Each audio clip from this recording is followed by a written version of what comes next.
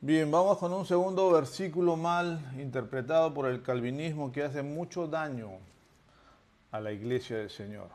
Y recordándoles también otro versículo que dice que de toda palabra ociosa que hablen los hombres, de ella darán cuenta en el día del juicio. Así que si tú no interpretas esta palabra, esta porción de la palabra de Dios correctamente, estás en graves problemas porque tienes que rendir cuenta delante de Dios de aquello, de toda palabra ociosa que hables. La Biblia dice, según nos escogió en Él antes de la fundación del mundo, para que fuésemos hechos santos y sin mancha delante de Él. Usualmente el calvinista lee de esta manera, según nos escogió, se olvida de Cristo, dice, antes de la fundación del mundo, para ser salvos.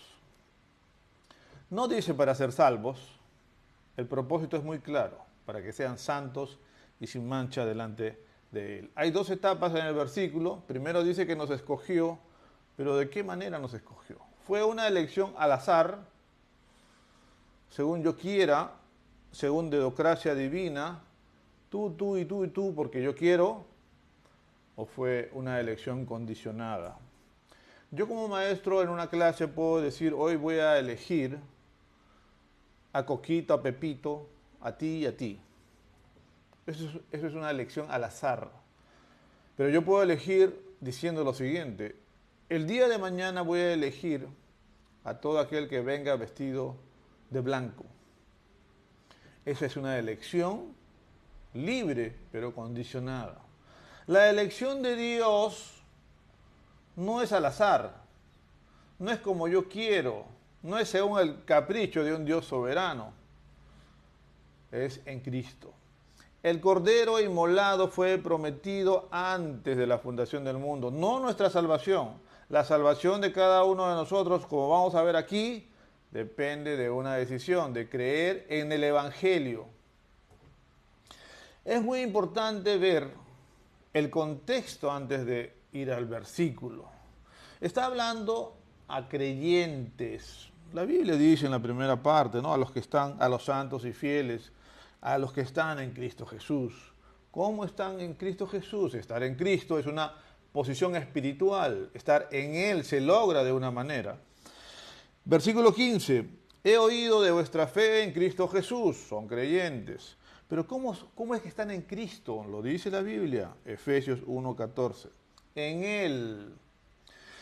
Él también vosotros, habiendo oído la palabra de verdad, el evangelio de vuestra salvación, fuisteis sellados con el Espíritu Santo. El evangelio, y habiendo creído en él, fuisteis sellados con el Espíritu Santo. Esta ecuación se repite varias veces en la Biblia. Y es muy importante que usted la acepte y la entienda. Y con esto vamos a poder destruir cualquier argumento calvinista, por más versículos mal interpretados presenten. Juan 5:24, por ejemplo, el que oye mi palabra y cree en aquel que Dios envió, tiene vida eterna. Palabra, fe, vida eterna. Juan 21, hizo Jesús muchas otras cosas, pero estas se han escrito para que creáis que Jesús es el Cristo, el Hijo de Dios, y para que creyendo tengáis vida en su nombre. Palabra, fe, salvación, vida eterna, sello del Espíritu Santo. Estas personas están en Cristo. Dice ahí el versículo 1, santos y fieles en Cristo Jesús, porque ellos creyeron el Evangelio. Ahora sí vamos al punto. Dice la Biblia, según nos escogió en Él. No fue una elección al azar, no es capricho divino, en Él. De hecho, del versículo 1 al 14 hay unas 10 o 11 veces de citas en relación al Señor Jesucristo. Una y otra vez, en Él, en Cristo Jesús, en su sangre, en Él, esperábamos en Cristo, en Él, en Él.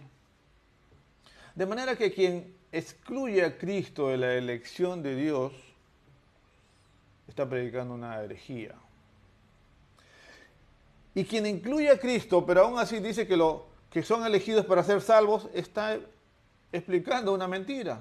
Eso no dice el texto. Según nos escogió en Él, ¿para qué? Recuerde, son creyentes. Y a los creyentes se les va a decir una promesa.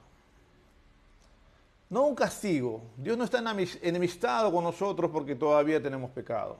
Escuche bien. Dice, para que, Efesios 1:4, fuésemos santos y sin mancha delante de Él. Santo significa apartado, apartado para Dios. Y sin mancha significa sin corrupción, sin contaminación, lejos del pecado. Una persona que vive para Dios, separada para Él, para el Altísimo, pero dice, sin mancha delante de Él. Esto es muy importante porque delante de los hombres podemos tener una apariencia, muchas veces no perfecta, o siempre no perfecta. El pecado, quieras o no, en pequeña o mayor cantidad es parte de la vida del creyente. Delante de los hombres podemos tener una imagen imperfecta, pero delante de Dios no. Es una imagen completamente perfecta. Sin mancha, lejos del pecado, apartado del mal, santo. Es una declaración de Dios, como dice el libro de Hebreos. Nunca más me acordaré de sus pecados y transgresiones. Yo soy el que borro sus rebeliones. Y también dice, por una ofrenda hizo perfectos para siempre a los santificados. Perfectos. Delante de Dios somos perfectos. Quizá no delante de los hombres, pero Dios nos mira a través del Señor Jesucristo. Eres tan perfecto como lo ha sido el Cordero inmolado desde el principio de los siglos. Según nos escogió en Él. ¿Pero para qué? No para ser salvos. Nos escoge para darnos una promesa ahora. Recordarnos que somos personas que vivimos para Dios. Limpias completamente. Más que perdón es justificación.